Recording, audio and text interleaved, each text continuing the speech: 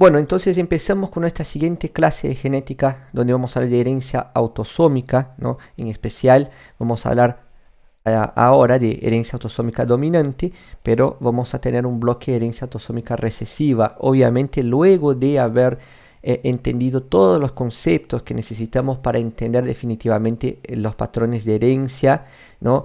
Y para poder comprender todo lo que abarca, todas las consecuencias, todo lo que significa, todo lo que abarca, ¿no? Bien, entonces vamos a iniciar. Si necesitan hablarme, tienen el chat. Lo voy a dejar minimizado al costado. Así yo puedo estar comunicándome con ustedes, pero obviamente si quieren prender el micrófono y preguntar o hablar directamente por micrófono, están más que bienvenidos, ¿eh? Bueno, vamos entonces. Nada más que también les prendo mi cámara, así.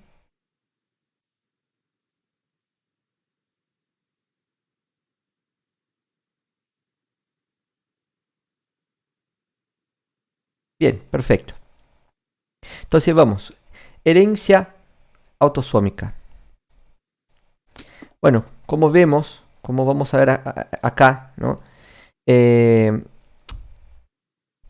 Muchas de las clases que tenemos, que vamos a tener, ¿no? Esta incluida y las que se vienen, tienen algunos conceptos introductorios. O sea, genética es una materia un poquito más avanzada, ¿no? Porque, por ejemplo, la biología celular. Entonces nosotros necesitamos muchas veces de conocimientos previos, de química a veces, ¿no? De biología en general, de biología celular, ¿no? Que obviamente nos permiten ir construyendo una base para luego poder ampliar el conocimiento entendiendo de qué se trata esta disciplina, la genética.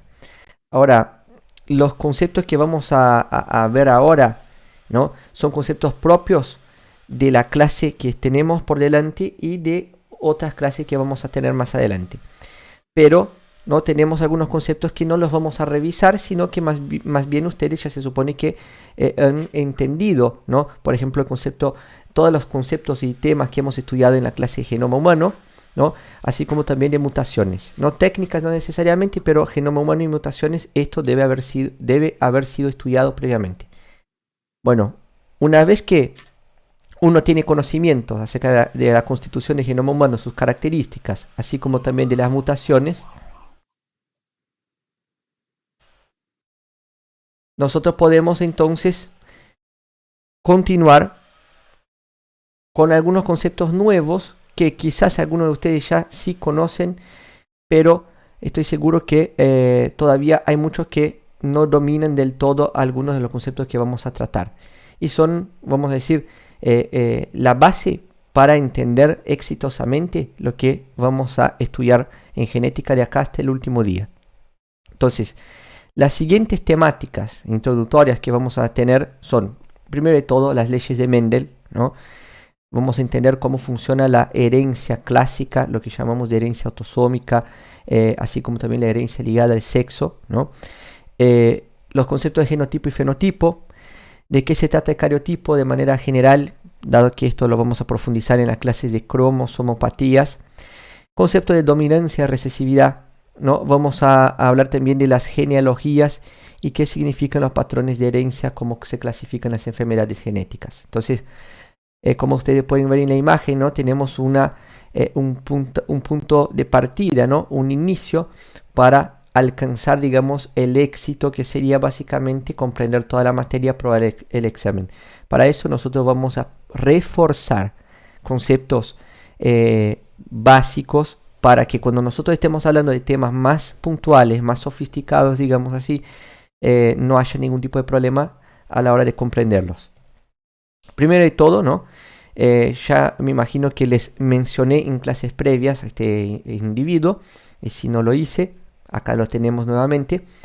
Bien, este individuo es conocido como Gregor Johann Mendel, como vemos, genetista austríaco del siglo XIX, el cual a través de algunos estudios con algunas plantas, ¿no? Guisantes, ¿no? Arvejas, pudo describir ciertos patrones hereditarios, ¿no? Ciertas características físicas, digamos, fenotípicas hereditarias que se pasaban de una generación hacia la otra generación, hacia la siguiente generación en las plantas, ¿no? En cruces de plantas que hacía para ¿no? observar y entender cómo funcionaba esto. Entonces tomaba distintas plantas, ¿no? Tomaba, por ejemplo, una arveja verde y otra amarilla, una con superficie lisa, otra con superficie rugosa, ¿no? Tomaba nota de estas informaciones fenotípicas, ¿no? Estas características físicas, digamos, de los distintos tipos de arveja, y posteriormente las cruzaba, ¿no? Para obtener resultados, los cuales obviamente posteriormente analizaba y sirvieron como base, ¿no? De lo que al día de hoy nosotros conocemos como leyes de Mendel, leyes mendelianas o leyes de la genética clásica. Estas leyes son 3 y, como ustedes pueden ver, fueron desarrolladas en el siglo XIX, ¿no? Aunque solamente en el siglo XX, después de la muerte de este individuo, estos estudios fueron redescubiertos y publicados en definitiva y tomaron las proporciones que se merecían. Entonces nosotros estamos hablando de algunos principios o leyes como el principio de uniformidad, el principio de segregación y el principio de distribución independiente. Tenemos que saber esto de qué manera, de manera general, ¿ok? Nadie acá está en una clase, digamos, de biología o evolución necesariamente.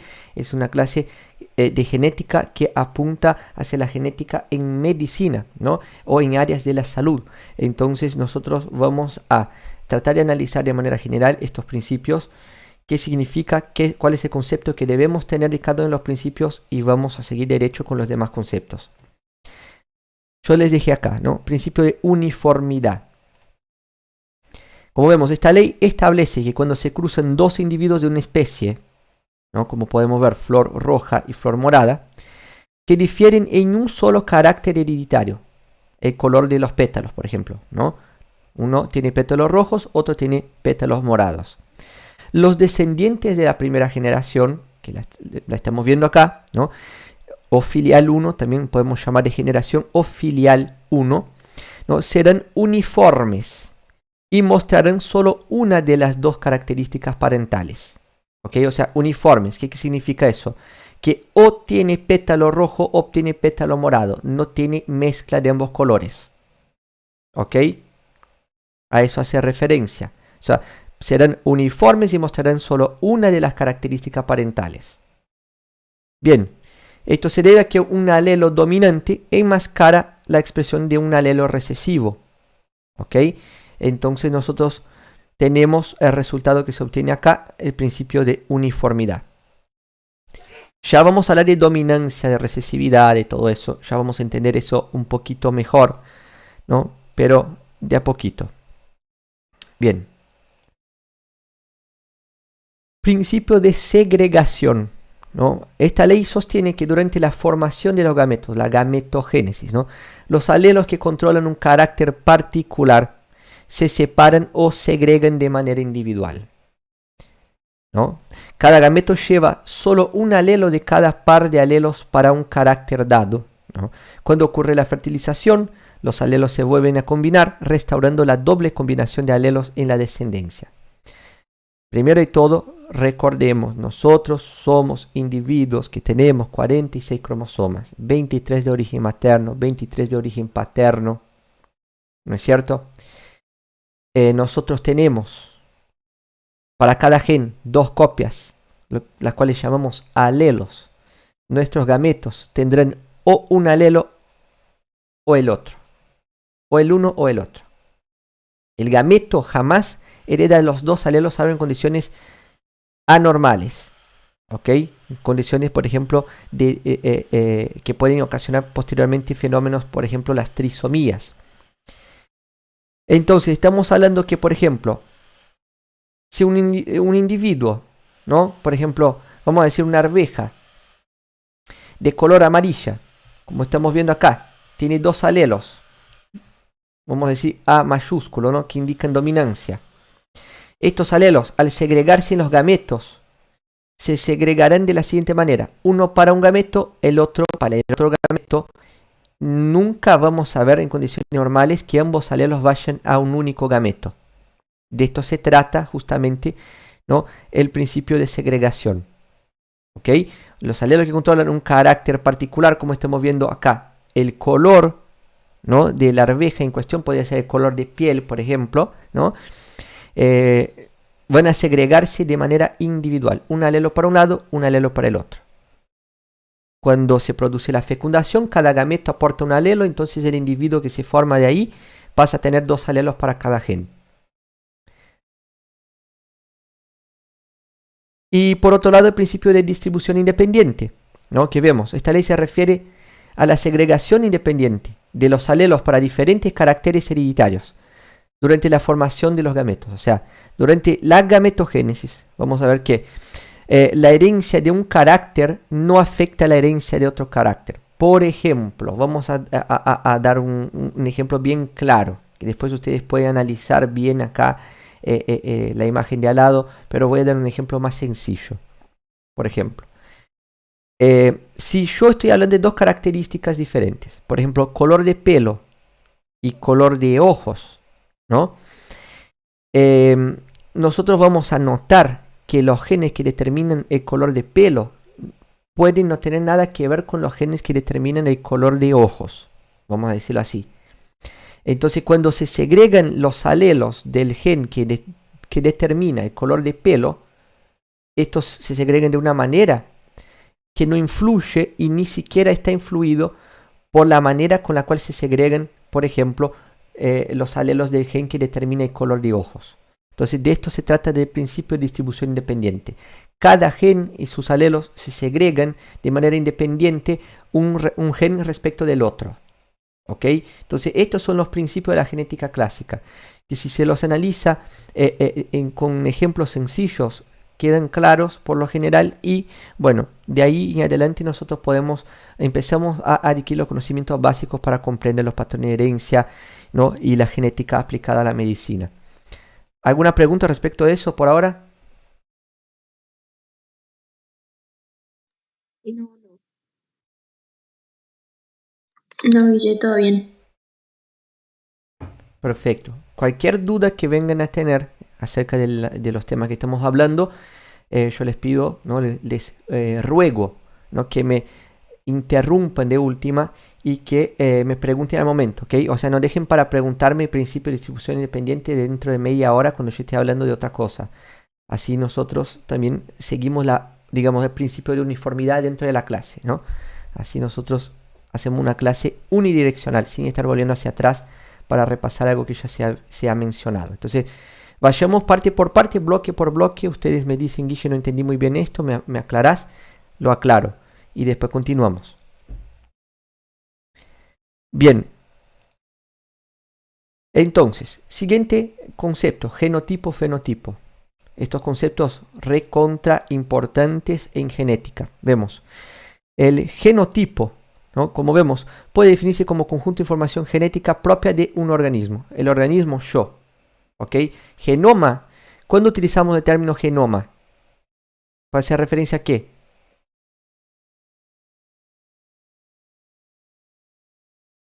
El material genético. Sí, pero o sea, solamente esto está mal.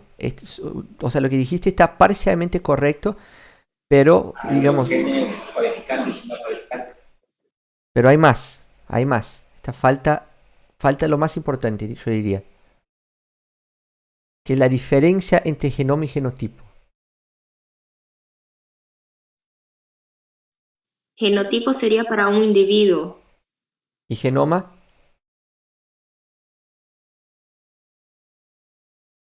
Para cada especie. Exactamente. Entonces, ambos conceptos, ambos términos hacen referencia a conjunto de información genética. Pero chicos, yo les pido, por favor, esto es la diferencia de aprobar, por ejemplo, un oral o un repechaje o no. ¿Se entiende? Porque si yo les pregunto, por ejemplo, en un examen, en un repechaje, ojalá nadie tenga que ir, ¿no? Pero tenemos que estar preparados para todo. Si yo le pregunto, bueno, háblame qué es el genotipo, que es una pregunta que podría caber tranquilamente dentro de una pregunta de un repechaje, ¿no? Y ustedes me dicen conjunto de información genética o genoma, conjunto de información genética, está mal, porque no terminaron la frase. ¿Se entiende? Entonces, genotipo puede definirse como conjunto de información genética propia de un organismo. Por ejemplo, genotipo de Guille, ¿ok? Genotipo de José, genotipo de María. Bien. Ahora, genoma hace referencia al conjunto de información genética de José, de Guille, de María, de la raza, de la especie humana. ¿Ok? Del Homo sapiens sapiens. Estamos hablando. Entonces, genotipo, genoma, para que sepan cuándo utilizar un término u otro. Características del genotipo es que este se almacena en los genes, se trata de información genética, no está en el ADN, ¿no? Y otra de sus características es que este es heredable, ¿ok? Yo puedo segregar información mía a mis hijos, ¿no? A mi progenie. Otro concepto importante que debemos tenerlo bien clarito es el concepto de fenotipo. El fenotipo puede definirse como conjunto de caracteres visibles o cuantificables, o sea, que yo veo o que puedo medir o que puedo determinar de alguna manera, que un individuo presenta como resultado de la interacción entre su genotipo y el ambiente. Adentro del fenotipo están, por ejemplo, vamos a decir, el color de piel, el color de ojos, el color de pelo. ¿Qué otras características son fenotípicas? ¿O qué otras características fenotípicas ustedes conocen?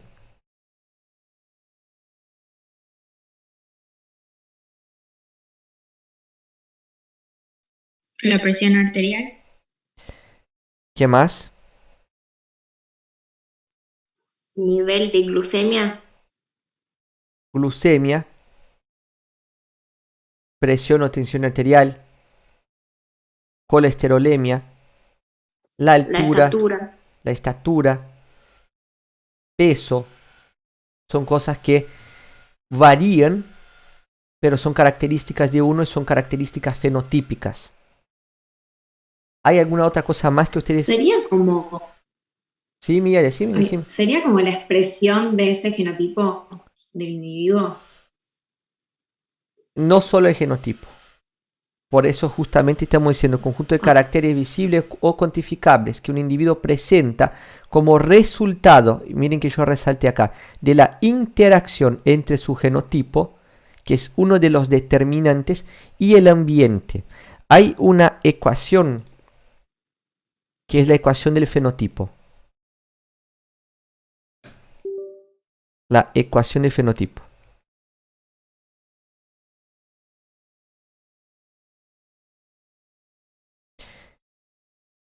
Genotipo más ambiente. Entonces, ¿está bien decir que el fenotipo es la manifestación del genotipo?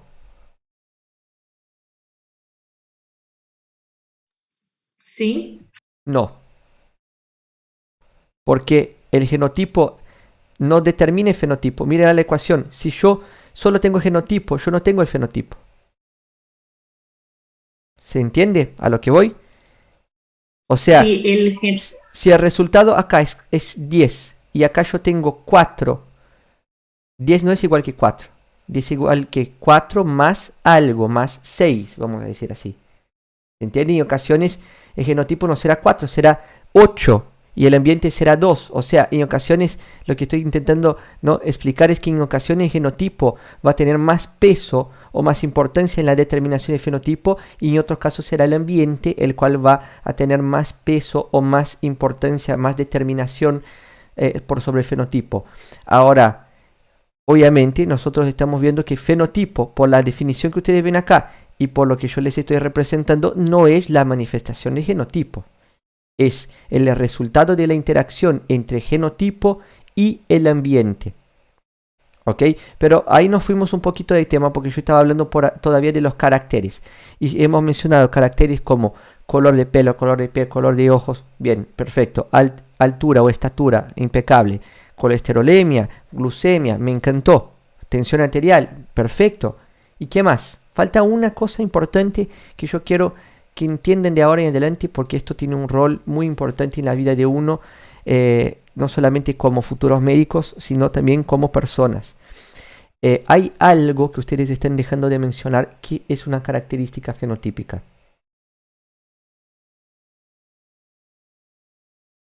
El comportamiento. ¿Estamos? El comportamiento. Que es parte, ¿no? Que está, digamos que tiene una definición de cierta manera compleja, ¿no? Y que uno de sus componentes puede ser incluso el temperamento, ¿no? Que, como ustedes van a ver, puede estar relacionado justamente con con algunas características que uno tiene, por ejemplo, de ser un poco iracundo o de ser tiene más a ser depresivo, digamos, o a tener, ¿no? Bajones, vamos a decir de alguna manera. Estas son características también fenotípicas que son parte, digamos, del temperamento, que es parte a su vez del comportamiento, ¿ok? Entonces vamos a tener en cuenta que comportamiento de uno también es una característica fenotípica. Esto ustedes van a obviamente entender mejor en salud mental, ¿no? En psiquiatría, cosas así. Pero para que lo tengan en cuenta. De ahora en adelante, cuando vayan a hablar de fenotipo, ustedes van a dejar que todos los demás digan color de pelo, color de ojos, la de siempre. Y ustedes van a decir algo más copado. El comportamiento. El comportamiento está determinado por nuestros genes. ¿Ustedes escucharon hablar de una enfermedad llamada esquizofrenia? Psicosis. Sí. ¿Alguna Sí. de estas? Depresión. ¿Tiene un factor genético en estas? Sí. Pero solamente factor genético. Por ejemplo, yo tengo propensión a tener una esquizofrenia porque mi abuelo tuvo esquizofrenia, mi mamá tuvo esquizofrenia o mi mamá tuvo psicosis. Yo tengo propensión, probablemente heredé algunos genes que me hacen más propenso a tener psicosis. Pero si yo estoy creado en un ambiente que no me favorece desarrollar la psicosis, es muy probable que yo nunca termine teniéndola. Entonces, el fenotipo nuevamente es el resultado de la interacción entre genotipo y el ambiente. Y de esto se trata, incluso a nivel comportamental. Yo puedo tener una predisposición a algo desde el punto de vista genético, algo que yo no puedo cambiar, ¿no? Pero yo puedo compensar esto viviendo en un ambiente saludable, que es algo que yo sí puedo cambiar y que a veces es lo suficiente, muchas veces es lo suficiente para poder evitar la manifestación de genes que tenemos en nuestro genotipo, que es justamente lo que yo les dije, lo que no podemos cambiar. Entonces, fenotipo se puede cambiar, se puede alterar, sí, muchas veces sí, principalmente en aquellos casos donde el ambiente tiene una importancia relevante en su determinación. Bien, ¿quedó claro el concepto de fenotipo? Del 0 a 10, ¿cómo estamos con eso? Bien, Bien, 10. 10. Bueno, perfecto. Bueno, algunas características fenotípicas, ¿no? Son las que hemos mencionado. Estas van a clasificarse en cuantitativas o cualitativas, ¿no? Las cuantitativas, también conocidas como discretas o discontinuas, son aquellas, es más, se invirtió acá, gente, solamente quiero que se invirtió acá, color de pelo, vamos a cambiarlas, ¿ok? Después ustedes cambian porque estoy viendo que se invirtió. Bueno, cuantitativas, por ejemplo, la estatura, ¿no? Tensión arterial, cuantitativa que se puede cuantificar, ¿ok? Entonces vamos a tomar, a veces pasan estas cositas. Qué lástima que no me percaté porque... Pero vamos a corregir eso. Ahí está. Las cuantitativas discretas o discontinuas son aquellas que se pueden cuantificar. Las cualitativas son aquellas que nosotros clasificamos en un grupo u otro, como la que estamos viendo acá, ¿no? Entonces, cualitativas, métricas o continuas son color de pelo, color de ojos, cualitativo, ¿ok? De cualidad. O sea, o vos sos rubio, o vos sos de pelo castaño o tenés el pelo negro, o más que sos, o sea, tenés, ¿no? Más bien, o vos tenés el pelo rubio, o vos tenés el pelo pelirrojo, por ejemplo, o vos tenés el pelo negro o castaño, pero o tenés uno o tenés otro. ¿Ok? O de un lado o del otro. Esto hace referencia, digamos, a las características fenotípicas cualitativas. O perteneces a un grupo o perteneces a otro. No hay como estar en el punto intermedio. Las cuantitativas son aquellas que se pueden cuantificar, con lo cual nosotros lo que vamos a ver es que a ese nivel, ¿no?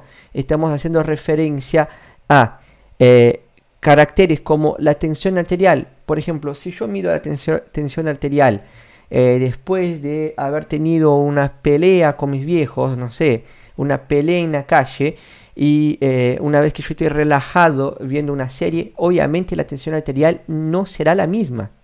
¿Se entiende? Entonces, son valores que vemos métricos porque se pueden medir, se pueden cuantificar, ¿no? Y se les dice también continuos porque van a tener, ¿no?, ciertas variaciones, pero es algo que nosotros tenemos a lo largo de nuestra vida, digamos, ¿no? O sea, vos tenés una colesterolemia a lo largo de tu vida que puede subir, puede bajar, lo mismo una glucemia, lo mismo una tensión arterial, es un valor continuo, ¿ok? Incluso adentro de estas están, como vemos, dermatoglifos. Pero bueno, la cuestión acá es que entiendan, por ejemplo, de qué se tratan las cuantitativas y cualitativas, de qué se trata cada una. Algunas se clasifican en grupos, otras se pueden medir, ¿no? Y cuando se las analiza más que nada en promedio, ¿no? Nosotros cuando analizamos de manera, por ejemplo, la cantidad, o sea, la cantidad de hipertensos en la población, yo analizo a través de sacar promedios, ¿no? De estudios donde hacemos un conteo de las personas, se mide la presión de distintas personas y después se analizan los promedios, ¿no? Debido a que son rasgos que podemos decir que son métricos. Pero bueno, son detalles nada más para que ustedes sepan cómo se clasifican los caracteres fenotípicos. Después, ¿no?, dando continuidad, vamos al concepto de cariotipo. ¿Qué es el cariotipo? Como vemos, es la caracterización de los cromosomas según su tipo y su tamaño. Como vemos, ¿no?, nuestras células presentan un número diploide de cromosomas, ¿no? Ya hemos mencionado, no sé, 10 minutos atrás. Eso significa que nosotros tenemos 2N cromosomas, lo que representa 46 cromosomas, 23 de origen materno, 23 de origen paterno, ¿no? Y estos 23 cromosomas, o más bien 23 pares de cromosomas, presentan cromosomas que tienen la misma morfología y organización. Estos cromosomas son aquellos que llamamos de cromosomas homólogos, ¿no? Cada par de homólogos se clasifica o se nombra con un número, excepto los cromosomas sexuales. Nosotros tenemos 22 pares de cromosomas somáticos o autosomas y un par de cromosomas sexuales, que puede ser XX, en este caso hay homología, o puede ser XY, en este caso no hay homología, no, por lo menos no a nivel del par sexual. En el resto de los cromosomas, que son los autosomas que estamos viendo ahora, ¿no?, en la mayor parte de esta imagen, son todos cromosomas autosómicos del 1 al 22, nosotros tenemos cromosomas homólogos. ¿Estamos? Los cuales tienen los mismos genes el uno que el otro, ubicados en las mismas posiciones. A pesar de que, como hemos aclarado en clases previas, las variantes alélicas para determinados genes no siempre son idénticas cuando se las compara a las variantes de ambos cromosomas homólogos. Vamos a hablar un poquito de dominancia, recesividad y a principio vamos a repasar el concepto de alelos y locus. Alelos son las variantes, ¿no?, de un determinado gen. Como vemos acá, tenemos los cromosomas homólogos materno y paterno, tenemos el gen A y el gen B, ¿no? El gen A, por ejemplo, tiene dos variantes alélicas con distinto color, lo que representa que estas dos variantes alélicas no son las mismas, no son idénticas, ¿no? Entonces nosotros tenemos en este caso dos alelos distintos para el gen A. De esto se tratan los alelos, las copias, las variantes de un gen determinado. El concepto de locus ya hace referencia a otra cosa, hace referencia a la ubicación de un gen determinado adentro del cromosoma o adentro de los cromosomas homólogos. La variante alélica del gen A materna está en la misma posición que la variante alélica del gen A paterna. Y esta posición es el locus del gen A, ¿no? Cuando analizamos el gen B, este estará en otro locus porque es otro gen distinto. Y como vemos en la imagen, este tiene dos alelos que por la coloración en este caso estamos intentando representar que pertenecen ambos, o más bien que ambos presenten la misma secuencia de bases nitrogenadas, con lo cual son idénticos. Cosa que puede pasar, ¿no? Y que puede pasar para que un gen tengamos dos alelos distintos y para el otro tengamos dos alelos iguales, ¿no? Eso no quita, ¿no? Que el uno sea así, no quita que el otro pueda ser diferente. Una vez que entendemos bien el concepto de alelo, de locus, ¿no? Sabemos bien qué son los alelos y locus. Yo ya expliqué, ¿no? El concepto de alelo y locus en otro momento. Ahora estamos nada más que haciendo un repaso para reforzar esto, para que no haya problema a la hora de comprender lo que se continúa en esta clase, ¿no? Pero vamos a ir incorporando algunos temas más que en la clase de introducción, cuando hablamos de alelos, de locus, no hemos desarrollado porque no era el momento todavía. Vamos a hablar entonces, por ejemplo, del concepto de homocigosidad y heterocigosidad, ¿no? Como vemos, los individuos, según las características de los alelos presentes en sus cromosomas, pueden ser homocigotas o heterocigotas. Homo, un prefijo que indica igual, hetero, que indica diferente. Entonces nosotros vamos a ver que los individuos heterocigotas, ¿no? Son aquellos que van a tener, por ejemplo, un alelo diferente del otro. Y lo solemos representar de esta manera, a un heterocigota.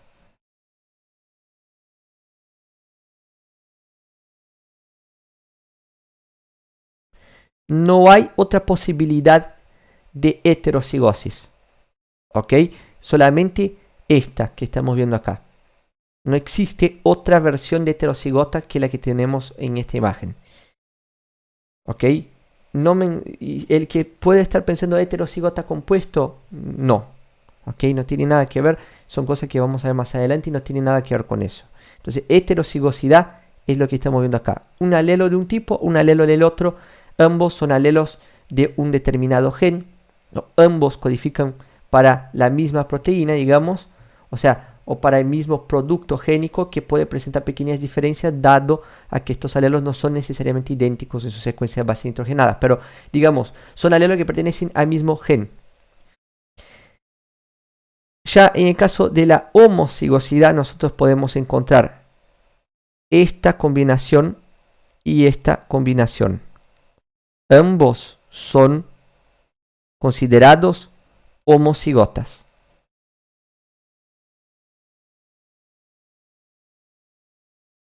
¿Ok? Entonces, homocigotas. Ya vamos a ver cómo funciona, qué es lo que pasa con el primero, qué es lo que pasa con el segundo. Una vez que entendemos que un individuo puede tener dos variantes alélicas idénticas o distintas, ¿no? Que pueden ser entonces homocigotas o heterocigotas para dicho gen, vamos entonces al concepto de dominancia y recesividad de una vez. Dominancia, como vemos, se produce cuando un alelo enmascara al producto del otro alelo o enmascara al alelo del otro cromosoma, a la otra variante alélica presente en el genotipo. Cuando se produce esto, el alelo que enmascara al otro, o generando, ¿no?, una característica fenotípica determinada, se considera dominante y se lo representa con la letra A grande o mayúscula, ¿no? Si un alelo debe estar en estado de homocigosidad para generar una característica fenotípica determinada, este se lo considera recesivo y se representa con la letra A minúscula. Entonces, vamos nuevamente, nosotros podemos tener individuos heterocigotas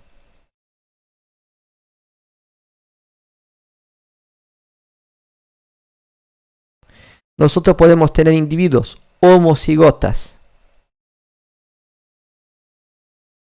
Pero como los homocigotas pueden ser de dos tipos, tenemos que aclarar. El primero, ¿qué es?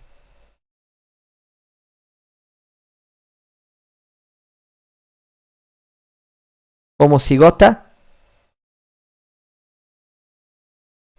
dominante. Y el segundo, ¿qué es? Homocigota recesivo. ¿Estamos bien? Estos son los tres genotipos, digamos, que vamos a trabajar, ¿no?, en la herencia, ¿no?, autosómica. Incluso vamos a estar hablando de cosas similares cuando hablemos de herencia ligada al sexo, pero van a haber algunas otras cosas que vamos a deber tener en cuenta, entonces eso lo dejamos para más adelante. Pero adentro de la herencia autosómica vamos a hablar de heterocigotas, homocigotas dominantes, homocigotas recesivos.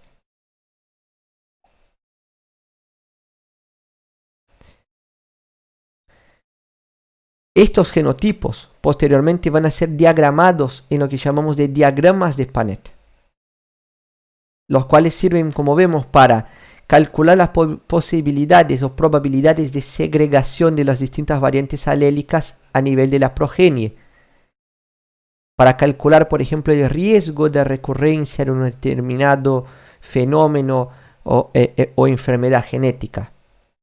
Por lo general, ¿no?, se representan los genotipos de los progenitores por afuera de los 4 cuadraditos que ustedes están viendo, ¿no?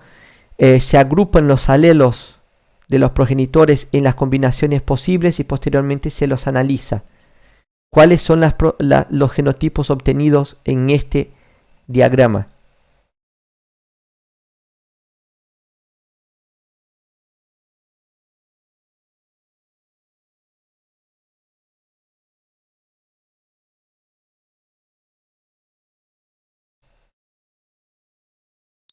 Homocigota dominante y heterocigota. O sea, ¿qué dijiste? Repetímelo, por favor. Homocigota dominante y heterocigota. Bueno, es lo que vemos en el cuadrado, ¿no? En los cuadrados. Pero, ¿cuáles son las proporciones? Sería 50% homocigota dominante y 50% heterocigota. Perfecto. Claro, 50-50. Voy a representar así: 50% homo de homocigota dominante, ¿no?, y 50%, vamos a poner así, heterocig, hetero-C, ¿no?, heterocigotas. ¿Estamos? Esto es lo que vamos a hacer cuando analicemos los cuadritos.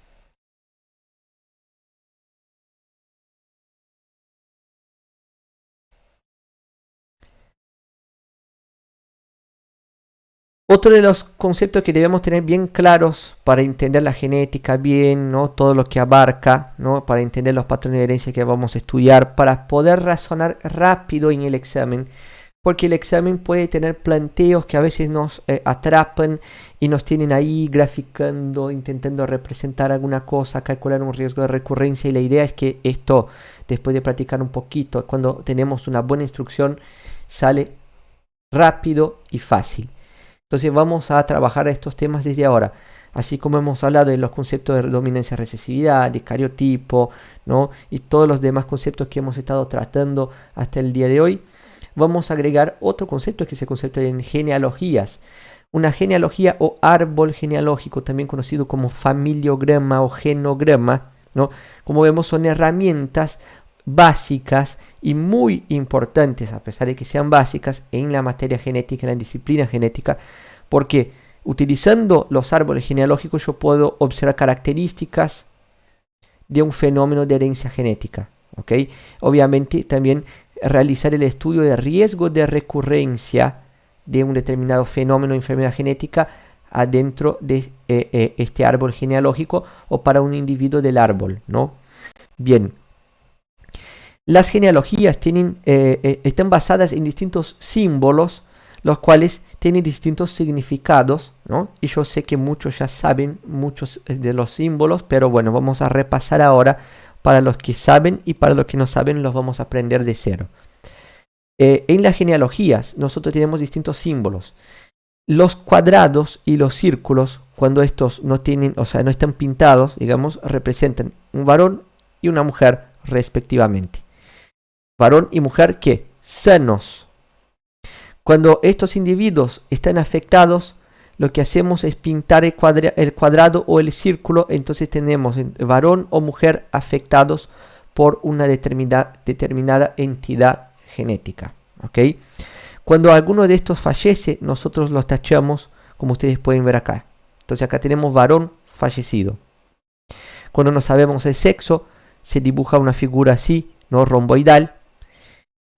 Cuando se representa embarazo en curso, una figura romboidal, ¿no? Con línea discontinua, como ustedes están viendo acá.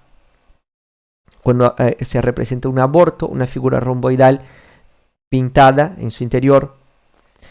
Fallecido al nacer o nacido muerto, ¿no? También conocido como nati muerto, ¿no? Se tacha con doble línea, como ustedes están viendo, como una X, ¿no? Obviamente acá estamos viendo, ¿no? Varón fallecido al nacer, ¿no? Si nosotros queremos representar obviamente una mujer, hacemos el círculo y lo tachamos con las dos líneas, con una X.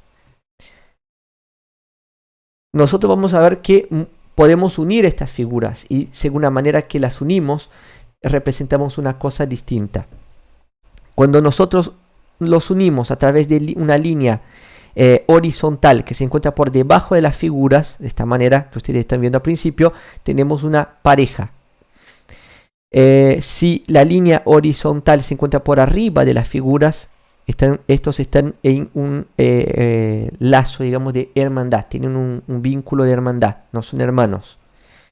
Si representamos la hermandad, ¿no? O sea, que son hermanos, pero representamos con, digamos, dos líneas que parten de un único punto directo, como ustedes están viendo acá, estamos indicando que son gemelos. Y en el caso de que sean gemelos monocigóticos, además incorporamos una línea que conecta las dos figuras. Quiero aclarar que, bueno, los gemelos no necesariamente van a ser del mismo sexo. Porque un gemelo, en este caso disigótico, ¿no? Por ende ya se sobreentiende que es disigótico. Si el otro caso es monocigótico, obviamente este es el disigótico, ¿no? En el caso de los gemelos disigóticos, estamos hablando de individuos que se forman a través de distintos espermatozoides, de distintos ovocitos, ¿no? Con lo cual tienen genotipo distinto. Por ende, el sexo distinto puede ser distinto y no tienen el por qué ser parecido el uno al otro, ¿ok? Entonces, este es el caso de los gemelos disigóticos. Y los gemelos monocigóticos son aquellos que se forman a través de una única célula huevo que se ha dividido en algún determinado momento del desarrollo embrionario. No interesa para la genética ahora, ¿no? En cuál momento esto se va a hablar en embriología, pero bueno, se originan desde la misma célula huevo, esta se divide, se reparte, ¿no? Reparte sus células, las blastómeras en algún determinado momento, entonces se forman dos individuos que son del mismo genotipo, o sea, una copia genética del otro, ¿no?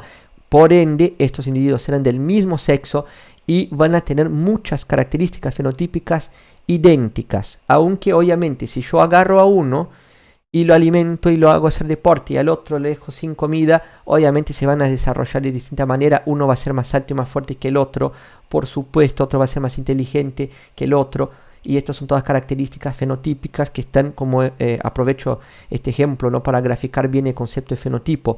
Ellos tienen el mismo genotipo, pero el ambiente fue distinto para el uno y para el otro. Uno creció más, otro creció menos. Ya tenemos una diferencia fenotípica. Entonces, vuelvo a recalcar, fenotipo no es la manifestación de genotipo, es el producto de la interacción entre el genotipo y el ambiente. Y lo podemos modificar muchas veces.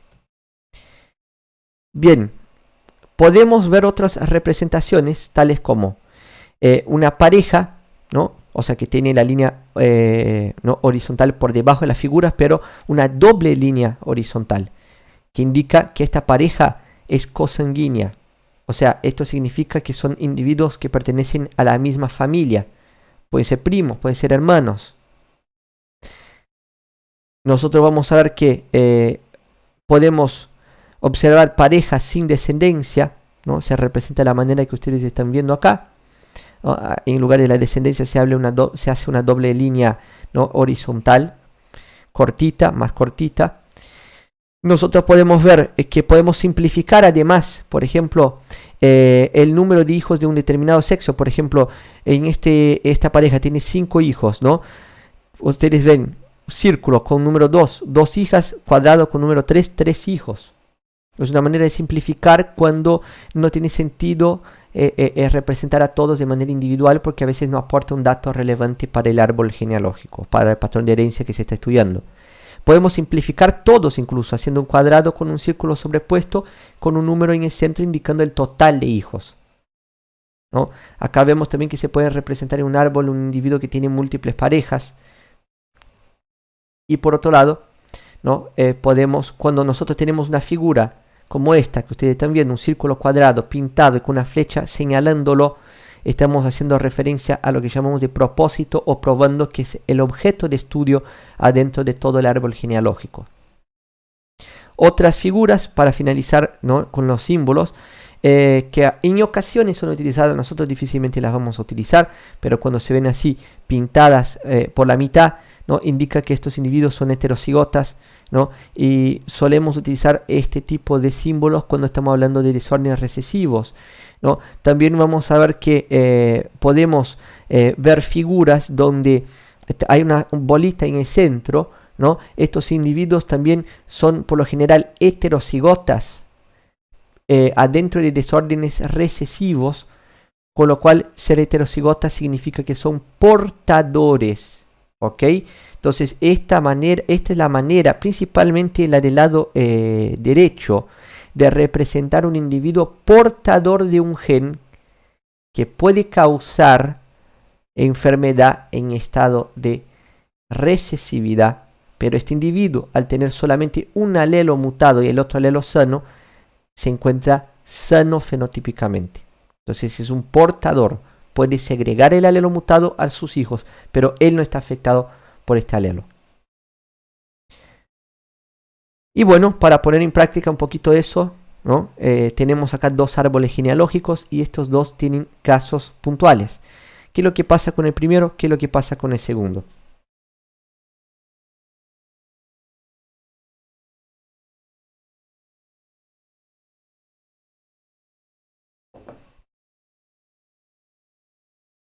¿Qué les llama la atención?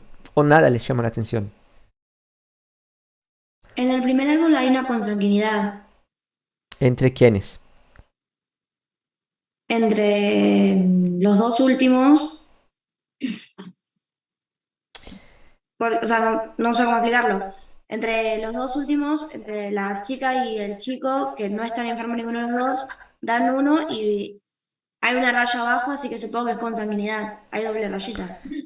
A ver, Puede vamos ser que a sea usar entre unos primos. términos un poco No, más primos. adecuados. Por ejemplo, nosotros podemos marcar acá progenitores, filial 1,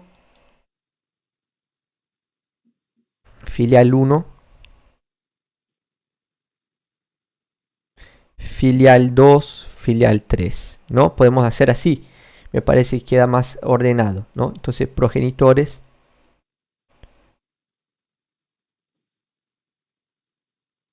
filial 1, filial 2, filial 3, primera, segunda, tercera generación a partir de estos progenitores. Entonces, nosotros podemos decir que en la filial 2, en la segunda generación, a partir de estos progenitores, tenemos 2 individuos que presentan un lazo de consanguinidad, ¿no? Un vínculo. ¿Qué son estos individuos? Son primos. Era eso lo que yo quería escuchar. Consanguinidad son primos. En el caso de la derecha, ¿qué es lo que vemos? Ahí también habría un lazo de consanguinidad, pero entre sobrina y tío. Tío y sobrina, ¿no? Entonces, algo un poco turbio, digamos, ¿no? Si fuera mi hermano lo cago a trompadas, lo mato. Pero bueno, hay algunos casos que puede pasar, o sea, el aislamiento geográfico, ¿no? Algunas tribus donde este tipo de costumbres son normales, ¿no? Para ellos todavía presentan este tipo de lazos, ¿no? Para nosotros es muchísimo más probable ver primos que, ¿no? Formaron una pareja, tuvieron hijos, esto es normal, ¿no? Que obviamente un tío y una sobrina, pero aún así son cosas que pueden pasar, ¿no? En determinados pueblos o tribus o por otras causas. Bien, ¿estamos bien con el árbol? Yo pregunto, todo lo que hemos visto hasta este momento, ¿hay algo que quedó pendiente? ¿Hay algo que ustedes quieren entender un poco mejor? Yo no entiendo la parte de cómo puedo saber cuándo son primos o sobrinos tíos. Bueno, a ver, un árbol genealógico. Padre, madre. Hija, hijo. ¿Estamos? Pareja de la hija. Nieto. ¿Estamos? Este es el tío, o sea, nieta. Este es el tío de esta chiquita que estoy señalando acá. Muy bien. Papá de este chico. Ambos se emparejaron y tuvieron una hija. O sea, hermanos que tuvieron hijos, los hijos de dos hermanos que son primos. Es cuestión de analizar el árbol nada más. ¿Ok? Mirar. Estos dos empezaron una familia, tuvieron dos hijos, sus hijos tuvieron dos hijos, o sea, son primos. ¿Mejor ahora? Sí, ahora sí me quedó claro. Lo mismo del lado derecho. Los dos individuos formaron una familia, tuvieron 4 hijos, 2 varones, 2 mujeres. Este tuvo una hija, o sea, tuvo 2 hijos, ¿no? Una hija y un hijo. Su hermano se relacionó con su hija y tuvieron un hijo. Tío, sobrina. ¿Mejor ahora? Sí, gracias, Guillo. Turbio, ¿no? Pero bueno, si se entendió mejor. Bueno, entonces como yo les preguntaba, de todo lo que hemos visto hasta ahora, ¿estamos? Sí, muy bien. Sí, Perfecto.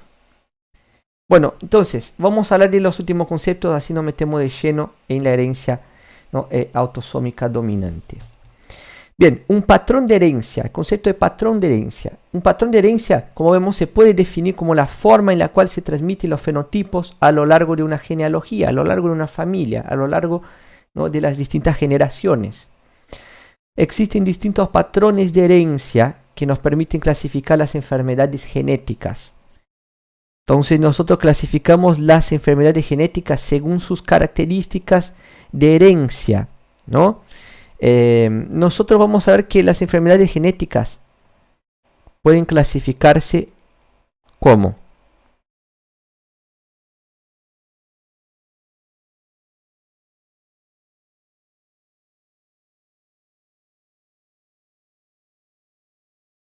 monogénicas,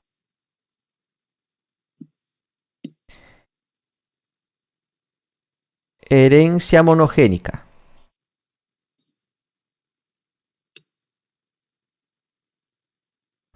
Por ejemplo, tenemos, ¿no? Adentro de la monogénica, ¿qué tenemos?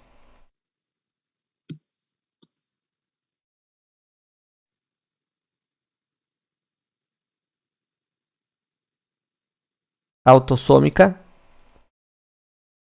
y ligada al sexo. Monogénicas, porque hay un único gen afectado. Bien, ¿qué otras tenemos? multifactoriales, Multifactoriales. Bien.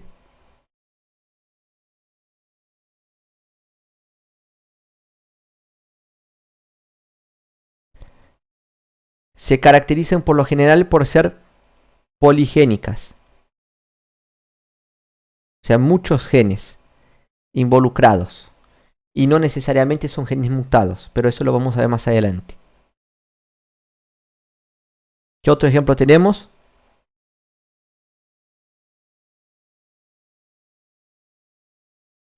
Cromosómicas, Cromosómicas. Y herencia especial, herencia especial, como la herencia mitocondrial, la impronta genómica. ¿De acuerdo? Bien, entonces, herencia monogénica, autosómica o ligada al sexo, ¿no? Que son los primeros patrones que se van a estudiar, multifactoriales, poligénicas por lo general, cromosómicas de herencia y de herencia especial.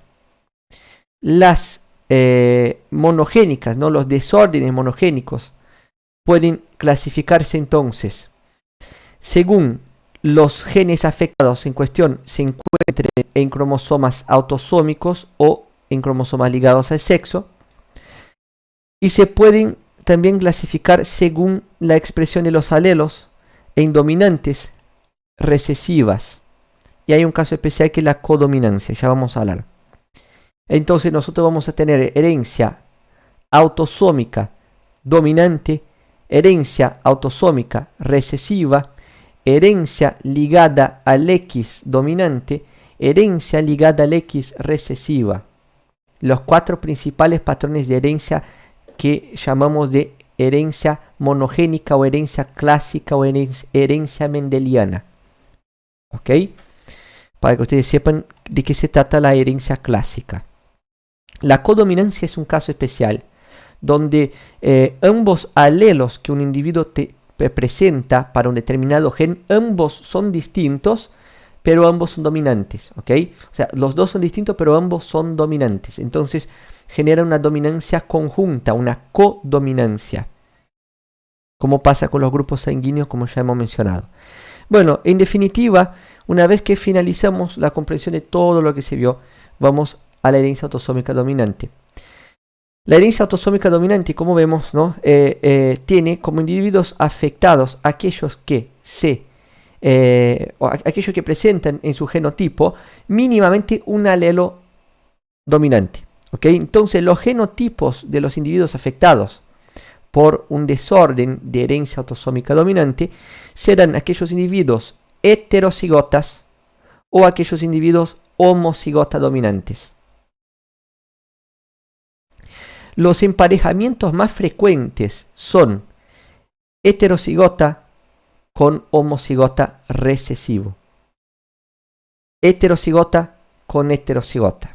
Y después tenemos otros emparejamientos muchísimo menos frecuentes que vamos a hablar para que quede completito la información de este tipo de herencia, para que ustedes sepan todos los diagramas y las probabilidades que se pueden obtener adentro de esta herencia, pero siempre entendiendo que los 2 primeros son los más frecuentes y que después tenemos otras posibilidades como las que estamos viendo acá.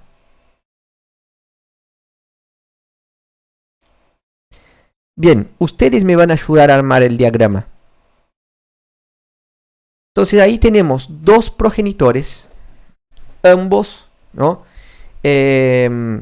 No, ambos no, todavía no, pero uno tiene genotipo heterocigota y el otro tiene genotipo homocigota recesivo. No importa quién es el papá, quién es la mamá, pero uno será la madre y otro será el padre. Nosotros vamos a representar los alelos por afuera del cuadro y los vamos a agrupar posteriormente.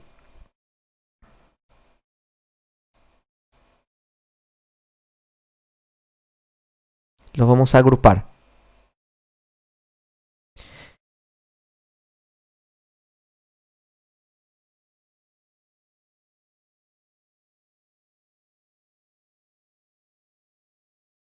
¿Vamos bien? ¿Se entiende cómo agrupar los alelos?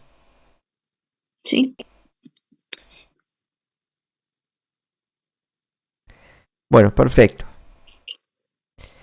Una vez que yo tengo los alelos agrupados, yo voy a analizar 2 cosas.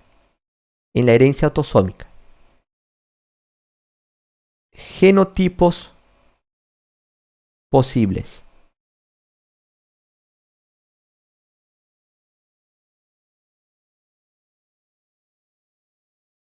¿Cuáles son los genotipos posibles?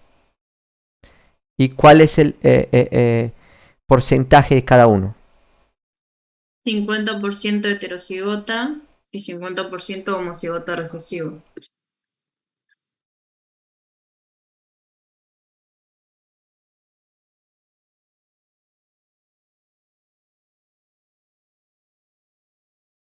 Bien.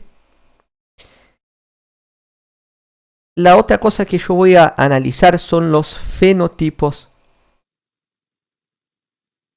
posibles.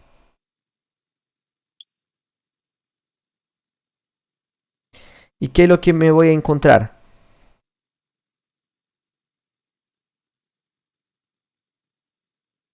Tendríamos 50% sano y un 50% afectado.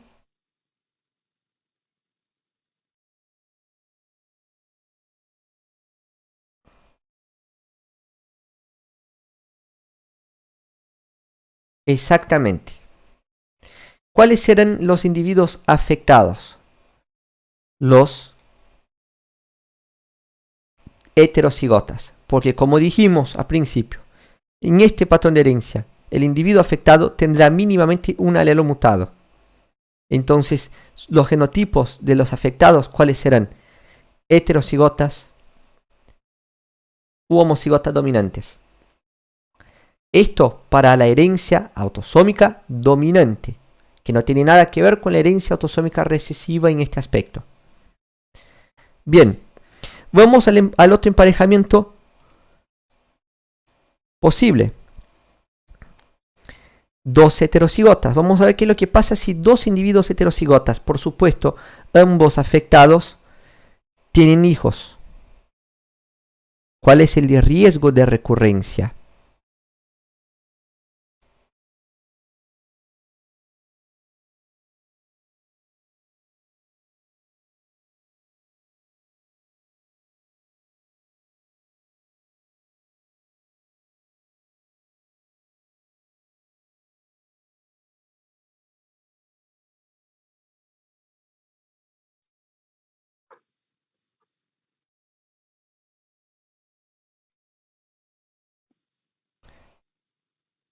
Si quieren ir adelantando los genotipos.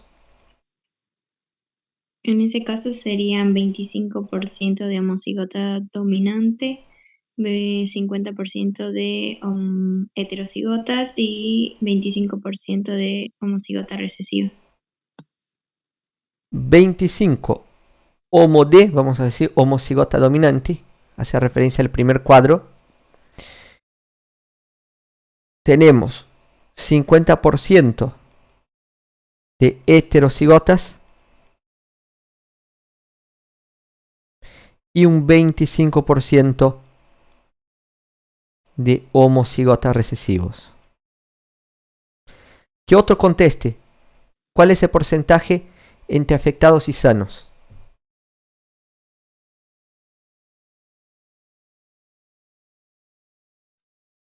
¿Sería 50 y 50? ¿50 afectados y 50 sanos? ¿Quiénes serían los sanos? Sería 75% afectado y 25% sano. Ahí está. ¿Qué dijimos al principio? Basta con tener un alelo afectado, un alelo mutado para estar afectado en la herencia autosómica dominante. ¿Cierto? Con lo cual, si yo tengo dos más afectados todavía, entonces los dos heterocigotas afectados, 2 de 4, 50%. El homocigota dominante también afectado, 3 de 4, 75% afectados.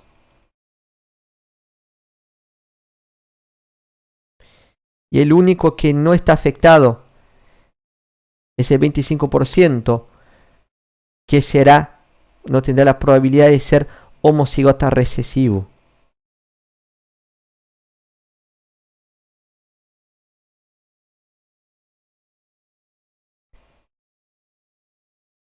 ¿Alguna discusión al respecto de eso?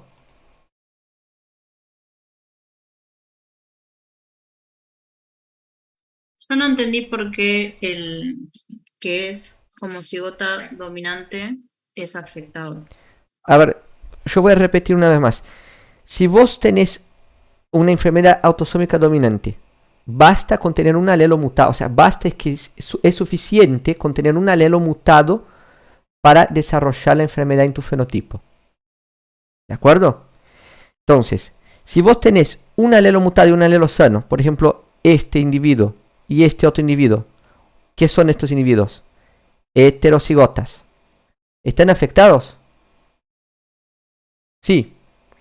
Y este, ¿por qué no estaría afectado si además de tener un alelo afectado, lo tiene el otro afectado también? ¿Por qué no estaría afectado si ambos alelos están afectados? ¿Se entendió? El único que no tiene alelos afectados es el cuarto caso.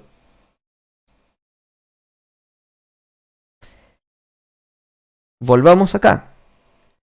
En el patrón de herencia autosómico dominante, los individuos afectados son aquellos que presentan mínimamente un alelo mutado, el cual por sus características es dominante y se representa con la letra A grande. Los genotipos afectados son heterocigotas, homocigotas dominantes. Ahora vamos a hablar de un aspecto interesante del homocigota dominante. ¿Quién estará afectado más gravemente por dicho trastorno? Si yo comparo el heterocigota o el homocigota dominante. ¿Quién ustedes esperan que esté? El homocigota dominante. Porque, a ver, está bien que el alelo dominante enmascara el alelo recesivo, pero todavía se mantiene un alelo recesivo capaz de producir, digamos, un producto normal, aunque este no sea suficiente quizás para mantener las funciones y estructuras normales de la célula. Ahora, este otro individuo tiene ambos alelos de dicho gen mutados. Va a estar recontraafectado. ¿Quién tendrá mayor morbimortalidad en un trastorno dominante, autosómico dominante? El homocigota dominante. ¿Ok? Entonces pueden haber preguntas de razonamiento al respecto de eso y es lógico el camino, ¿no? Pero yo igual les señalo. Piensen, ¿qué es peor? ¿Tener un alelo mutado o dos alelos mutados? Y obviamente el homocigota dominante está más jodido en este caso. Entonces, los afectados siempre van a estar mostrados con la letra mayúscula, A mayúscula. En la herencia autosómica dominante. Cuando hablemos de herencia autosómica recesiva, vos borrás todo lo que estamos hablando ahora y empezás de cero. Para no mezclar una con la otra, porque son dos cosas distintas. Ahí está uno de los más grandes errores que yo empecé a percatarme que los alumnos están cometiendo en los últimos años. Ellos piensan que es todo lo mismo. Que herencia autosómica dominante, recesiva, todo lo mismo. Y después se hacen una ensalada enorme en la cabeza. Entonces, ¿qué es lo que ustedes van a hacer? Van a aprender la herencia dominante hoy. Mañana nos vamos a juntar para la herencia recesiva. Y con lo que ustedes vieron hoy, ustedes guarden una cajita en el cerebro de ustedes y abren una cajita distinta para la herencia recesiva. Donde nosotros vamos a hablar de otros conceptos, de otras cosas. Y vamos a ver cómo son los afectados en este otro tipo de patrón de herencia. Entonces, sin mezclar el uno con el otro. ¿Está bien? Así no hacemos ensalada. ¿Quedó claro eso? Creo que era Mika que había preguntado, Mía. ¿Quedó claro? Sí, quedó claro, gracias. Buenísimo. Pregunten todo lo que quieran, porque yo quiero que entiendan al 100% eso. Pero vayan escuchando también eso que les voy diciendo, ¿no? Cuando vayamos a lo otro, dejen esto al costado. Porque si mezclamos, no se entiende. Porque cada patrón tiene como sus reglas, digamos, no sus características. Y los afectados van a estar representados de distinta manera. Bueno, no es común este emparejamiento ni los que vamos a describir a continuación. Pero a modo de ejercicio yo les voy a pasar. Pero ustedes me van a dar las instrucciones para que yo lo haga. Entonces, si ustedes estuvieran con la virome en la mano, ¿Qué es lo primero que van a hacer?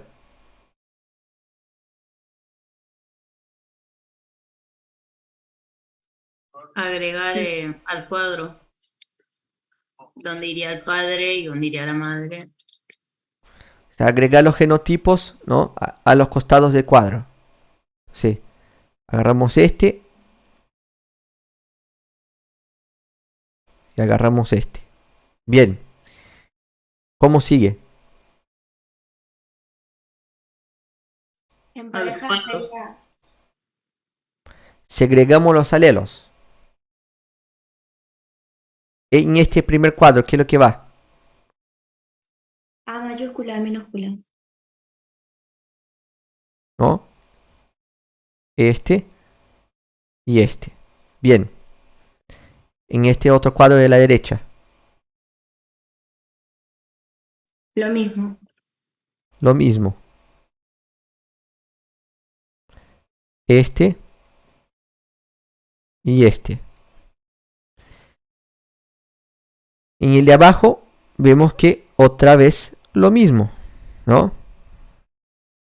Este y este. Y por último, lo mismo otra vez.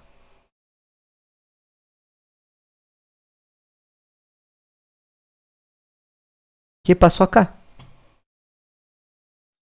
En ese caso tendrían en los genotipos posibles el 100% de heterocigotas y en fenotipos estarían todos afectados.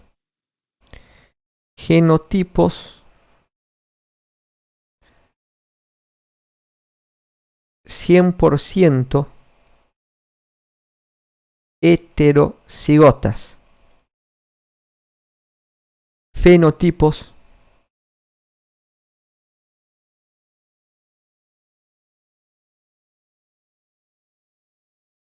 100% afectados. Qué feo, ¿no? Pero esto es lo que pasa cuando un homocigota dominante, para un desorden autosómico dominante, intenta tener hijos. Triste, pero sabrá que todos sus hijos saldrán afectados, no importa lo que haga. Salvo que adopte, ¿no? Bien. Otra vez.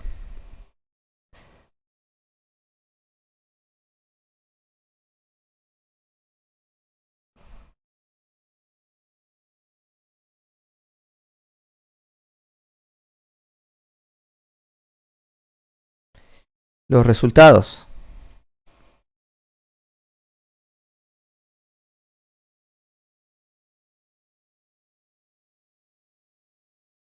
Ups, puse fenotipo, genotipos.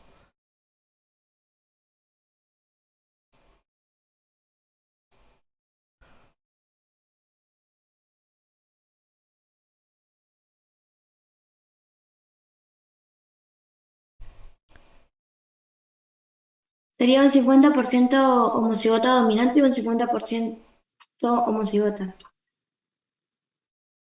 Heterocigota.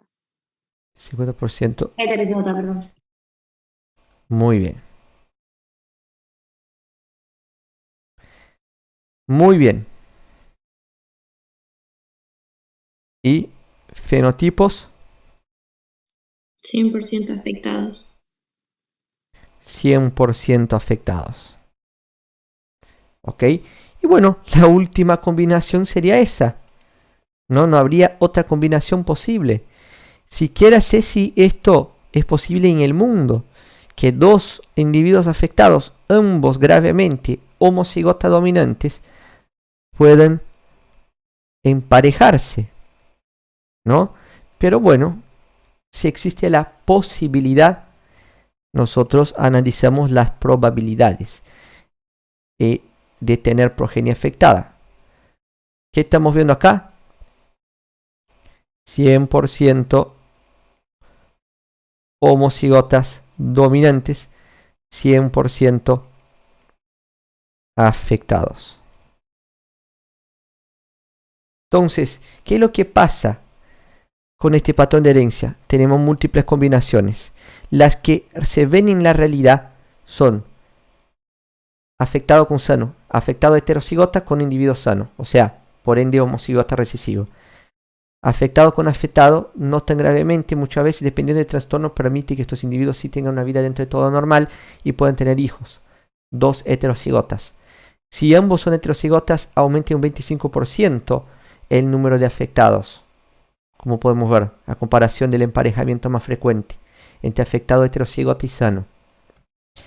El homocigota dominante, al tener ambos alelos mutados, va a estar recontraafectado y tendrá mayor riesgo, ¿no? de morir o de padecer las manifestaciones más graves de los trastornos en cuestión. Entonces pensemos que siempre es el individuo que estará más jodido por la enfermedad, ¿ok? Que tendrá más probabilidad de morir, ¿no? Mayores comorbilidades. Entonces pensemos de esta manera que no estaría mal.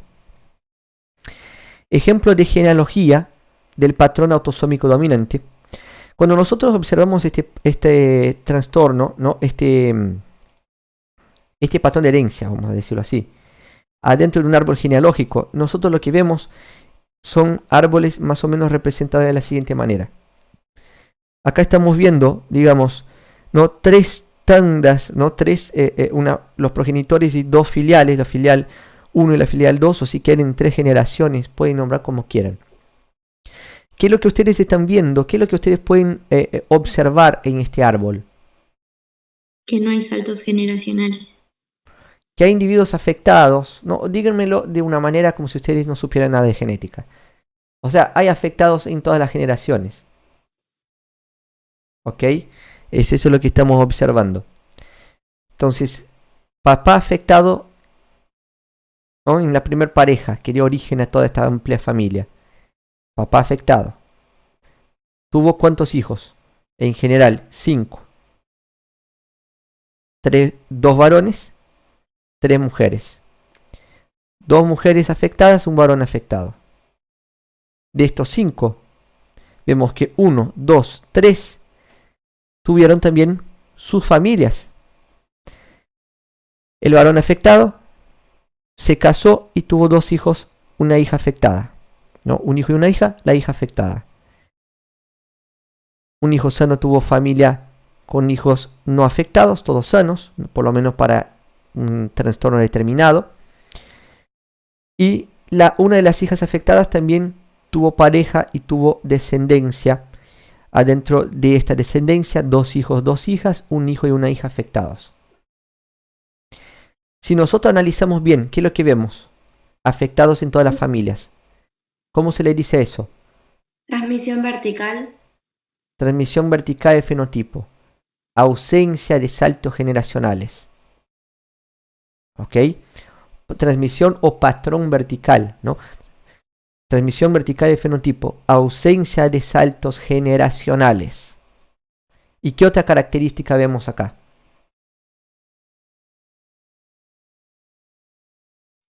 Que afecta a ambos sexos. Afecta a ambos sexos sin discriminar, ¿ok? Sin predominancia. Entonces son las 3 características que ustedes van a encontrar adentro de patrón de herencia autosómico dominante. Transmisión vertical de fenotipo, patrón vertical, ausencia de saltos generacionales, equilibrio en el número de afectados en ambos sexos. Son las 3 características de la herencia autosómica dominante. Vamos a hablar un poquito de mecanismos de dominancia. Ya para ir finalizando la clase. ¿Sí? Perdón. Hoy en la clase estuvimos hablando y una de las ayudantes dijo que puede que haya saltos generacionales por penetrancia incompleta. No lo entendí muy bien. Esto es un caso especial que lo vamos a mencionar por último, porque son factores que alteran, ¿no? Los patrones clásicos de herencia, convirtiéndolos en casos puntuales. ¿Ok? Pero esto es penetrancia incompleta, algo que vamos a ver más adelante, pero no lo vamos a ver sí o sí. Así que bueno, por ahora quédate con esto, ¿ok? O sea, estas son las reglas generales de la herencia autosómica dominante. O sea, nosotros no trabajamos con excepciones, nosotros trabajamos con la regla, ¿ok? Y cuando nosotros necesitamos observar un caso especial y trataremos de entender este caso especial. Pero las leyes mendelianas de la genética clásica explican cómo este patrón se manifiesta 99% de las veces. Aunque en 1% de las veces pueda haber algún otro fenómeno que altere la expresión fenotípica de la enfermedad. ¿Qué podría ser que podría alterar la expresión fenotípica? ¿Cuál sería el factor, digamos, que podría alterar el fenotipo? Algún genotipo o el ambiente. A ver, si el individuo está genotípicamente con un gen mutado que debería generar la enfermedad, ¿cuál es el otro factor, el único factor que podría alterar el fenotipo de este individuo? El ambiente. El ambiente. ¿Ok? Entonces hay casos especiales donde el ambiente, ¿no? De cierta manera interrumpe o, digamos, altera el transcurso que suele ser, digamos, común en estos casos.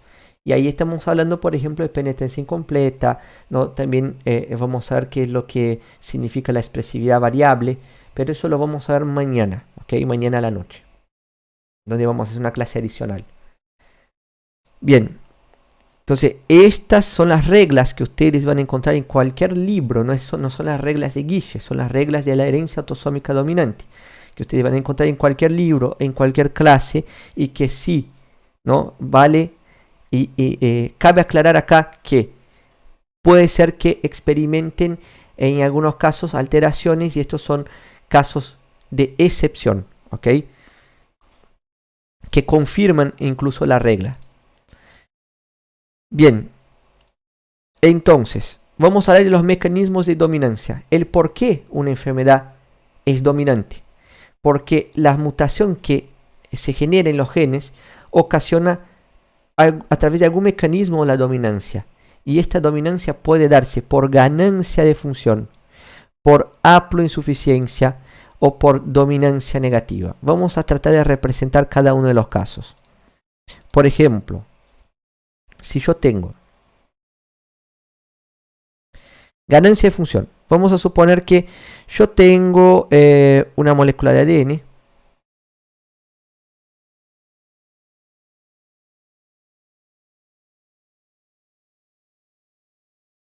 en este sector. Yo tengo un gen X, por ejemplo, que codifica para, ¿no? Codifica para un producto X, una proteína X, si ustedes quieren. Proteína X. Entonces, este gen se expresa y da una proteína X con una función X.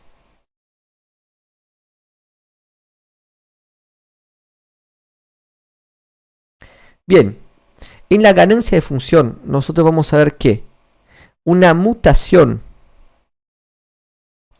¿no? La alteración de este gen puede dar origen a una proteína mutada que en ocasiones se sobreexpresa. Entonces, en lugar de tener una cantidad inicial, como vemos acá, de 4 proteínas, puede ser que este gen se sobreexprese y ahora dé lugar a 7 proteínas, 8 proteínas en lugar de 4. Esto es un ejemplo de ganancia de función, la sobreexpresión. Nosotros podemos ver que esta proteína puede ser que no se sobreexprese, pero puede ser que adquiera una función aumentada, una función exacerbada.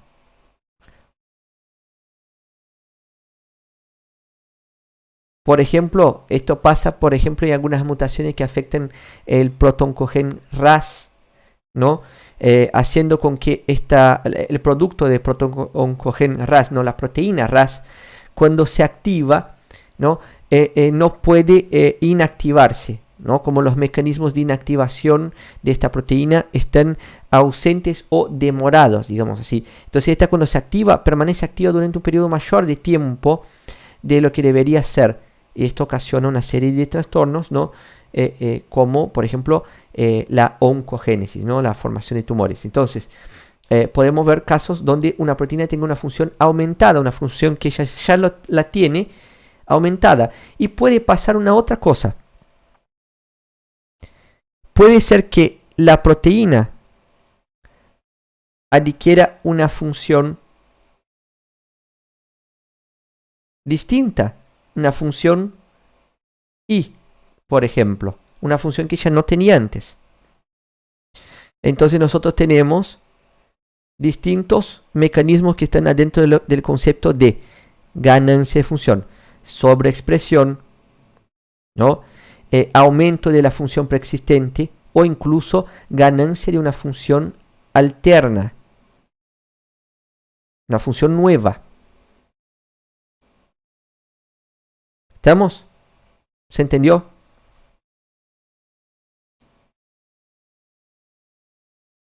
¿Sí o no? Sí, sí.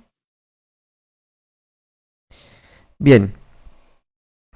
Esto es preguntado en el choice, gente. Yo no estoy dándoles nada que sea tipo por mi gusto. Son cosas que yo estoy dando porque ya vi que se preguntaban en los choice. Bien. Vamos entonces a hablar de haploinsuficiencia. Nosotros tenemos, por lo general, 2 copias de cada gen. Supongamos que yo estoy hablando de un gen X, ¿no? Acá tengo una copia y vamos a representar, ¿no? Acá la otra copia. Supongamos que la copia roja, por ejemplo, es la que está mutada.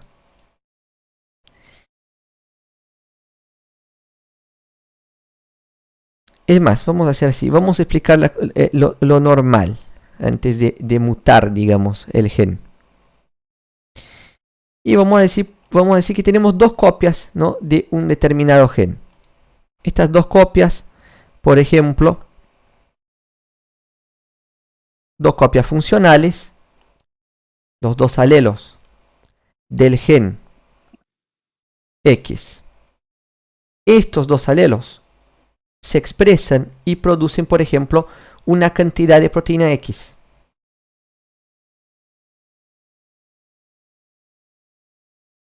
La proteína X. Una cantidad determinada. Vamos a suponer que son 6 proteínas X.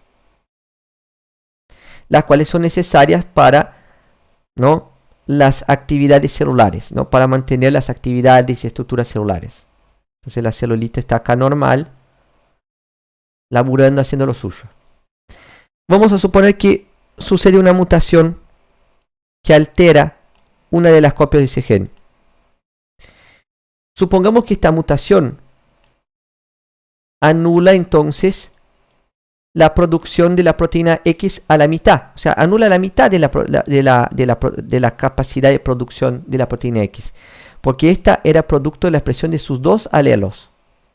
Ahora un alelo mutado con pérdida de función deja de expresarse, entonces yo paso a tener la mitad de la proteína que yo tenía inicialmente. En ocasiones, esa mitad de proteína no logra ser suficiente para que la célula se mantenga saludable. Entonces la célula empieza a experimentar, ¿no?, alteraciones estructurales y funcionales que ocasionan afectaciones tisulares, orgánicas, ¿no?, y el individuo padece entonces de un trastorno o enfermedad. A esto se le llama haploinsuficiencia, o sea, haplo por el número haploide, ¿no? O sea, es la incapacidad de una única variante alélica funcional de mantener, ¿no?, a través de su expresión, la producción de un determinado producto en cantidades mínimas para el mantenimiento estructural y funcional de las células de los tejidos. Eso es la haploinsuficiencia. Y por último tenemos la dominancia negativa.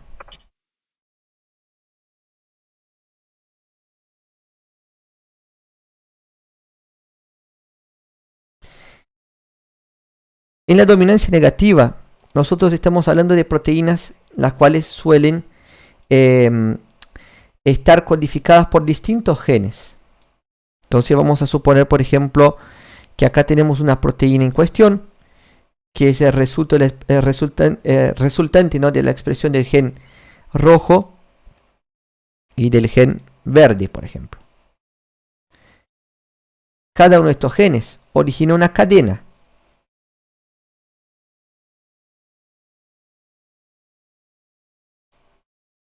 Una cadena polipeptídica, digamos, ¿no? Las cuales posteriormente se asocian para originar la proteína final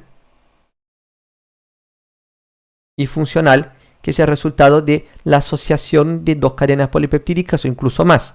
O sea, una proteína, en este caso dimérica, una proteína de estructura cuaternaria. Digamos que en este dibujo normal tenemos la proteína K normal, ¿no? Con su estructura normal, función normal. Ahora, ¿qué es lo que pasa cuando yo muto uno de los genes que codifican para las cadenas polipeptídicas que constituyen dicha proteína? Perdemos la producción de una de las cadenas. Estas cadenas en ocasiones se producen, pero se producen todas alteradas. Y posteriormente se asocian con la cadena sana, dando origen a proteínas que tienen una cadena sana y una cadena anómala. Obviamente la cadena anómala impide la realización de las funciones de la proteína en cuestión. Y de esto se trata la dominancia negativa, ¿no? Es la capacidad de un gen mutado de intervenir en la funcionalidad de genes sanos, impidiendo su expresión y la realización de las funciones de sus productos. Dominancia negativa.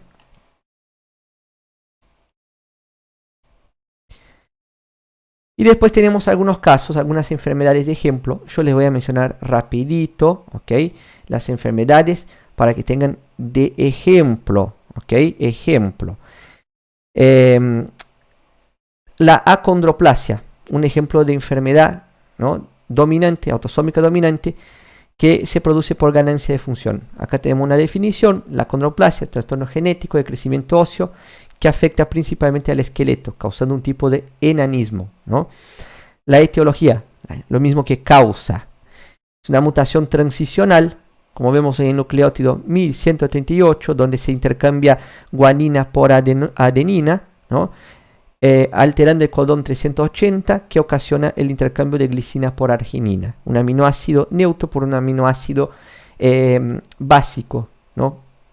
Desde el punto de vista físico-químico completamente distinto, que como vemos afecta al gen R3-FCF, el cual codifica para el receptor 3 del factor de crecimiento fibroelástico. Tiene una frecuencia de 1 entre 15.000 a 40.000 nacimientos en el mundo, ¿no? Y la signo-sintomatología, o sea, la clínica, son individuos de estatura baja, macrocefalia, dolicocefalia, o sea, macrocefalia, cabeza grande, dolicocefalia con una forma medio alargada. Después ustedes pueden buscar estas palabritas, aprender, ¿no? El lenguaje médico. Braquidactilia, huesos acortados, en especial los de manos y pies. Puente nasal aplanado. Genuvaro, genuvaro es digamos, el desplazamiento de las rodillas hacia afuera, ¿no? Hacia lateral, como el arqueamiento de las rodillas hacia lateral. Hiperlordosis lumbar y escoliosis, laxitud ligamentosa, estenosis del foramen magno. Estenosis es un estrechamiento, mala oclusión dental, ¿no? Mala disposición de los dientes. Y otosclerosis, ¿no? Esclerosis de huesos del tímpano, ¿no? Lo que alteraría también la función auditiva de estos. Otro ejemplo, la neurofibromatosis, ¿no? Ejemplo de trastorno autosómico dominante que se produce por haploinsuficiencia. Como vemos, es un trastorno genético que causa crecimiento de tumores no cancerosos a lo largo de los nervios. Hay de dos tipos, la 1 y la de tipo 2. La de tipo 1, como vemos, ocasionada por una mutación que, como vemos acá, ¿no? 17q11.2. ¿Cómo se lee esto? Una mutación que actúa sobre cromosoma 17, brazo largo, región 1, banda 1, subbanda 2. Muy bien. Lo vamos a ver en cromosomopatías, pero yo ya les había adelantado en otra clase. Entonces, perfecto. Una mutación que actúa sobre la subbanda 2 de la banda 1 de la región 1 del brazo largo del cromosoma 17, afectando un gen de 92 megabases que codifica para una proteína llamada neurofibromina. 92 megabases, ¿es mucho o es poco para un gen? ¿Es un gen grande o un gen chiquito? Grande. Es un gen grande. Es un gen grande, ¿no? 92 millones de pares de bases. Bien, un gen grande tiene más o menos probabilidad de experimentar una mutación.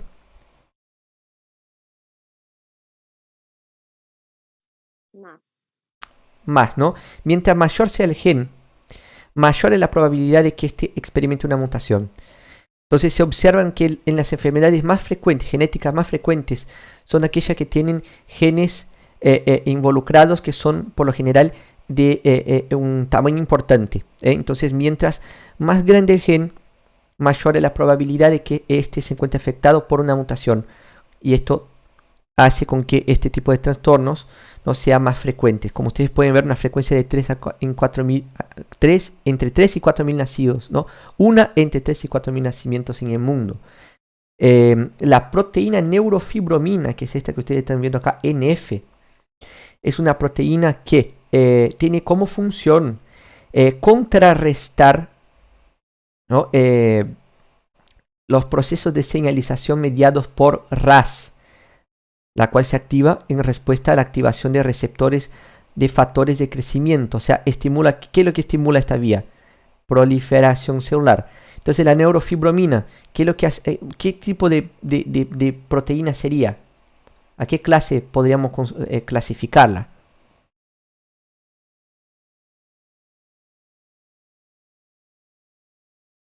¿A qué grupo podría pertenecer? De factor de crecimiento. A ver, tenemos receptores de factor de crecimiento, estimula RAS, RAS desencadena toda una cascada que es contrarrestada por la neurofibromina. ¿Qué tipo de proteína o qué tipo de gen codifica la neurofibromina? Supresor de tumor. Un gen supresor de tumores. Impecable. Entonces, cuando este experimenta una mutación que le genera haploinsuficiencia, yo desarrollo tumores a lo largo de los nervios. Nada más que estos tumores, por suerte, son no cancerosos, son benignos. ¿Okay? En la clínica, como vemos, 6 o más manchas color marrón claro en la piel, ¿no? Es un criterio diagnóstico, ¿no? Si el individuo presenta 6 o más manchas color marrón claro, café con leche, ¿no? En la piel, esto es uno de los criterios diagnósticos, así como pecas o lunares en axilas o en la zona de la ingle, ¿no? Estos individuos también tienen 2 o más tumores benignos, los neurofibromas.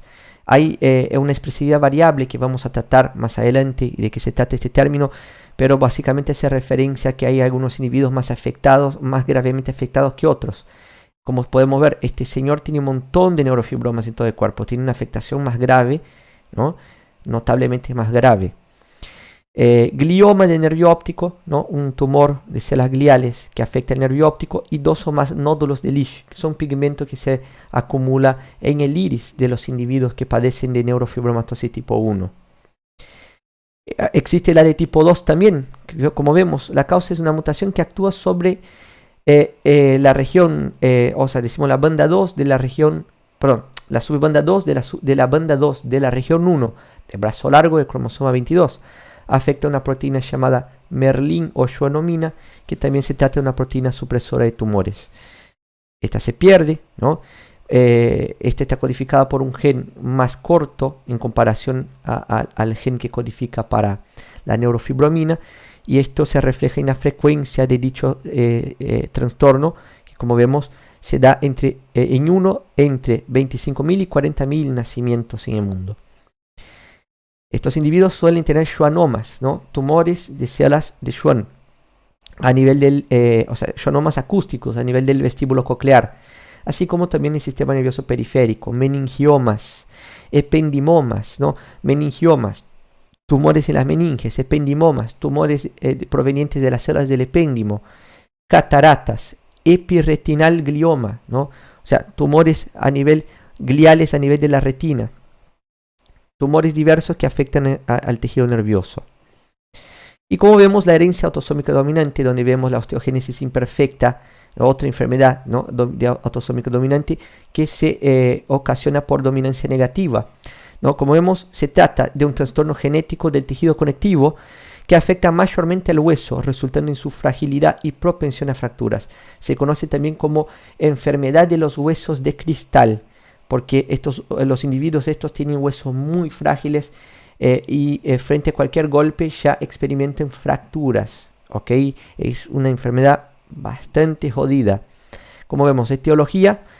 Las causas son mutaciones que afectan los genes que codifican para las cadenas de colágeno de tipo 1, ¿no? Col1A1 y Col1A2, ¿ok? Frecuencia 1 entre 10 y 20 mil nacidos vivos, ¿no? Acá vemos que tenemos dos genes que codifican para, ¿no?, el colágeno de tipo 1, ¿no?, las cadenas de colágeno de tipo 1. Estas cadenas posteriormente se tienen que ensamblar para formar la triple hélice de colágeno de tipo 1. Es una proteína de qué tipo? Cuaternaria, formada por la asociación de distintas cadenas polipeptídicas.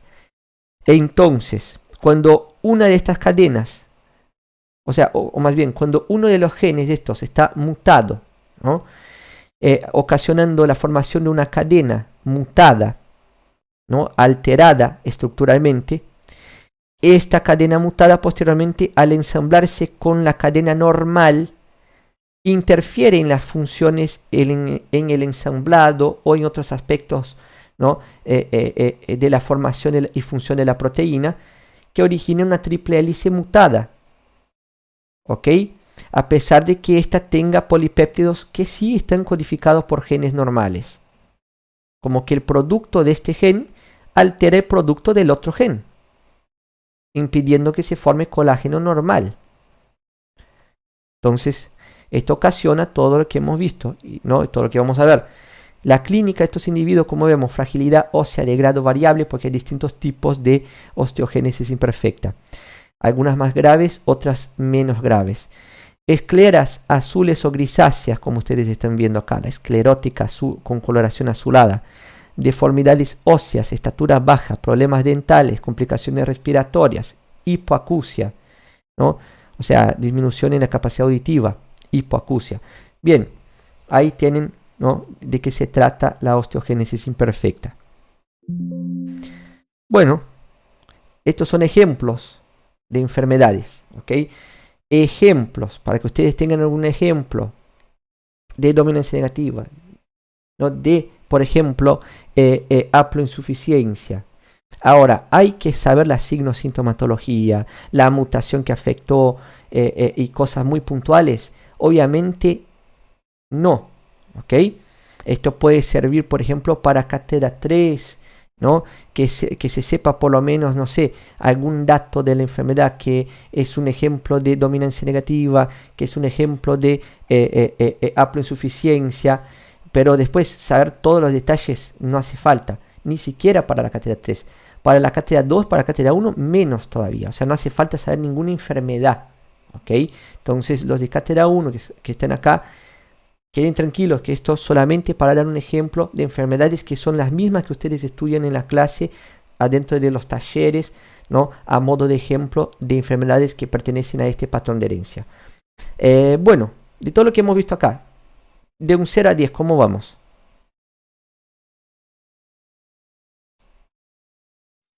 Muy bien, Guille. Bien, Guille.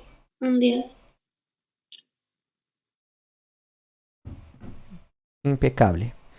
Bien, preguntas. Yo vi que Jessy tiene preguntas. Yo afuera de la grabación te voy a contestar. Pero si tiene alguna otra pregunta, también ya vayan dejando ahí, que ya me pongo a contestarles. Bueno, vamos a detener entonces la grabación.